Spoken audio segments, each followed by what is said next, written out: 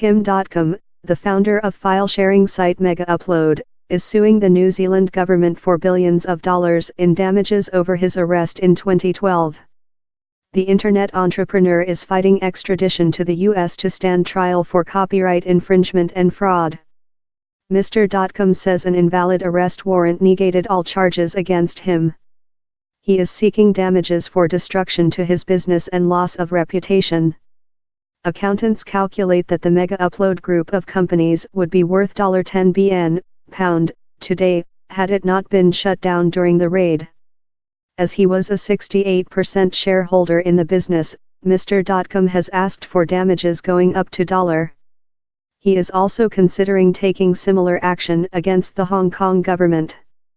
As stated in documents filed with the High Court, Mr. Dotcom is also seeking damages for, "I cannot be expected to accept all the losses to myself and my family as a result of the action of the New Zealand government," he told the Newsbay. "This should never have happened and they should have known better. And because they made a malicious mistake, there is now a damages case to be answered." Mr. Dotcom's key argument over his extradition is the warrants used for the raid on his mansion and arrest in January 2012 were based on Section 131 of the 1994 Copyright Act of New Zealand. Under the NZ Copyright Act, online copyright infringement is not a crime, said Mr. Dotcom. 9(2)(b) of Section 131, an amendment created by Parliament in 2012, prohibits any criminal sanction against an internet service provider in New Zealand. In order for the US to be successful with an extradition, the allegation of the crimes that they are charging someone with also have to be a crime in the country from which they request the extradition. On January 16, Mr. Dotcom announced that he had received 2 containers worth of his assets that had been released by the Hong Kong government. "It's about $2 million worth of designer furniture and high-tech stuff," he said. "But most frustrating is the loss of our family archive of 800 hours of video, the birth of my children, birthdays, holidays, it's really sad." Mr. Dotcom is still fighting extradition, and the next hearing for the case will be in the appeals court on February 20. In December, Mr. Dotcom requested a judicial review into his case. The U.S. applied to have the arguments he made for his case to be reviewed struck out.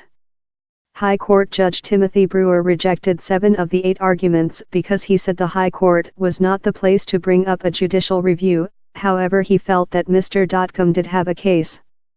Given the context of the application, and acknowledging Mr. Dotcom's submissions outlined above, I accept there is a reasonably arguable case that the district court judge did not have reasonable grounds to believe that the offense for which Mr. Dotcom is sought is an extradition offense, he wrote in the judgment.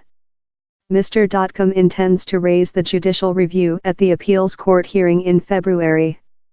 On Saturday, January 20, the 6th anniversary of the raid, Mr. Dotcom married Elizabeth Donnelly in a private wedding ceremony in Auckland.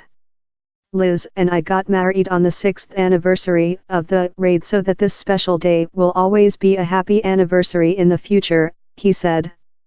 His new micropayments business, BitCake, is also preparing to launch an initial coin offering, ICO, in the next 3 months, underwritten by crowdfunding investment platform Bank to the Future. Due to the ongoing legal case against him, the ICO will not be open to residents of the U.S. Mr. Dotcom says that he is separate from BitCake to ensure that it cannot be shut down in the event that he is extradited and tried in the U.S.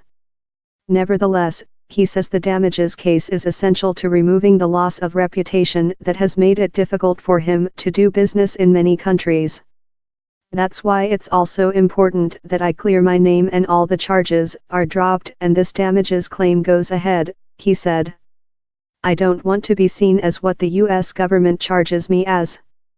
The U.S. Department of Justice has said Mr. Dotcom and his associates enabled copyright infringement by letting users store pirated files in free cloud lockers.